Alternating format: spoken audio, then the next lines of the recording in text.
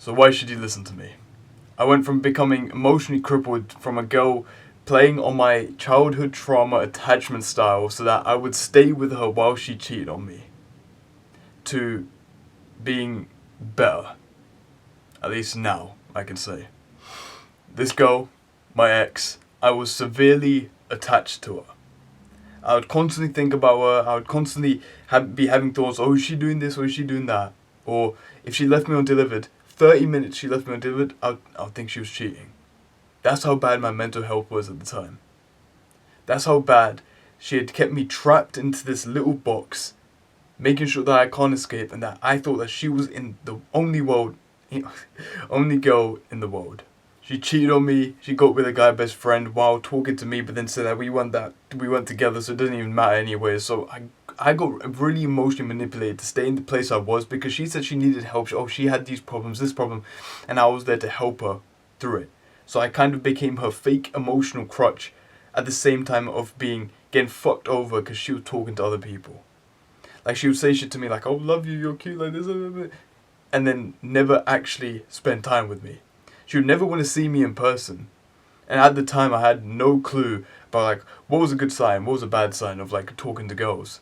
Eventually, when I did cut off, when I had the last straw, where she just didn't decide to see me, where she would always say, okay, I'm fine to see you here and here. And it came to maybe, like, a day or 2 days, or even on the day, and she wouldn't even come to see me. So I had the last straw. Decided to cut off, and it was hard because I kept on giving her chances. I was like, just do it, just come on, just come see me, please. I was desperate, and I kept giving her chances, being like, just come on, I'll let you this time, I'll let you off this time. And the moment I decided to cut it off, that's when everything came falling down onto me. Now, you're probably expecting me to say that, oh, after I started going hard in the gym, or I started spending more time with my friends, and I became happier. You wanna know the truth? You wanna know what actually happened? As soon as that happened, I've resorted to every single bad habit that you can think of. I was raised right, so drugs and smoking and stuff and vaping never actually made it into my agenda. But it was always jacking off, it was video games, it was sleeping late, waking up late, not doing my work, not spending time with friends, being locked in my room. My hygiene was trash. My mental health was trash. My productivity, trash. I became a dickhead to the people around me. I basically had no friends, no progress in the gym, nothing. That's the truth. That's what truly happened after I decided to stop talking to her. I missed her so much that even after we stopped talking, after it all kind of ended, I couldn't stop thinking about her. There were so many thoughts that came to my head that, oh, I need to go back to her, oh, I need to keep speaking to her, oh, I should message her again, and we should apologize, we should sort it out. And it was terrible. I went down this negative spiral rabbit hole, and I didn't know how to pull myself out. It wasn't until one of my friends said to me, and he asked me this question: do you think that you can get anyone better than her? It wasn't about what he thought, it wasn't about what all my other friends thought, what my parents thought, what anyone else thought. It was about what I thought. Did I think I was worthy to get someone who was better than her? When I thought in the moment when I was talking to her, no. She seemed like the best person, the best version, the best fit for me. But after, I realized that I dedicated my entire self-worth based on how good our relationship was. So no matter how good my achievements were, no matter how much I progressed in certain things while I was talking to her, if our relationship was bad, my entire self-worth depended on how good that relationship was. So if it was bad and I had done this good thing, it didn't matter. Self-worth, trash. But if I'd been doing terrible things but our relationship was good, self-worth through the roof. You can see how this becomes a contradiction. It was not until I fixed the self-talk I had to myself and I changed where I took my self-worth from, until I started to see some sort of progress, until I stopped missing her so much, until I stopped working on the things that deserve to be worked on. It's easy to say, oh, go work at the gym, or go be more productive, or use your emotion towards something, oh, you're malleable as a man. Like, it's easy to say that, but it's not until you deal with what the fuck is going on in your messed up brain, until you find out what it is that you need to do, or have that motivation to actually move forward. You have to have that talk with yourself that she is not there anymore. That relationship that you had before, it doesn't matter, and that's your self-worth should not depend on that. You miss her.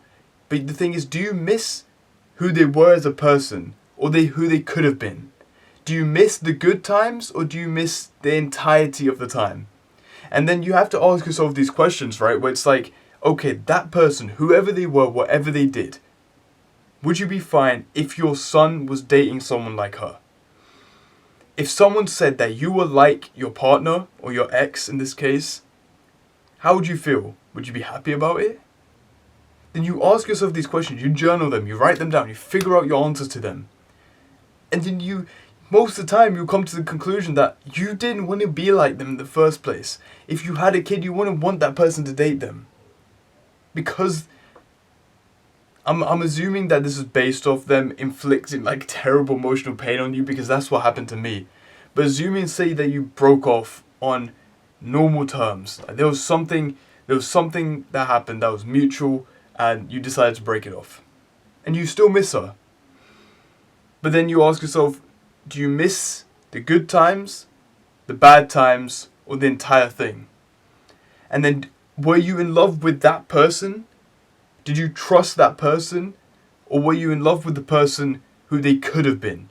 Did you trust the person who they could have been? Asking yourself these questions, you come to real deep answers about your relationship, about your ex. When you solve them, then you can come to a bit of a conclusion. You can come to a bit of closure. You see, whenever, say, a guy gets cheated on or something happens, we always want closure.